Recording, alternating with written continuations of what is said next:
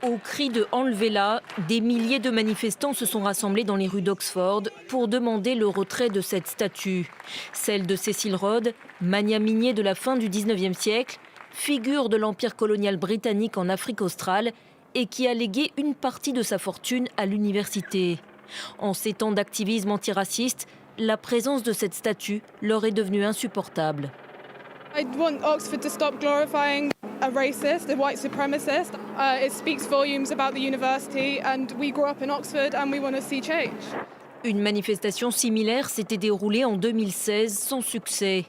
Mais la colère a redoublé depuis la mort par asphyxie de l'Afro-Américain George Floyd. Le drame a relancé le débat sur le racisme et le passé colonial du Royaume-Uni. The whole empire. All of Britain, universities, cities, industry was all built on materials, resources and wealth taken from other parts of the world.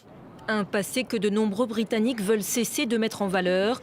Sous la pression populaire, la statue du marchand esclavagiste Robert Milligan a été retirée à Londres.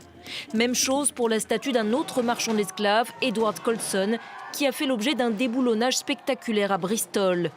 Un mouvement qui a aussi fait des émules à Anvers, où une statue du roi Léopold II, symbole du régime colonial belge, a été dégradée puis enlevée. Mais aussi aux États-Unis, à Louisville dans le Kentucky, ou en Virginie, où la figure du navigateur Christophe Colomb a été vandalisée puis jetée dans un lac.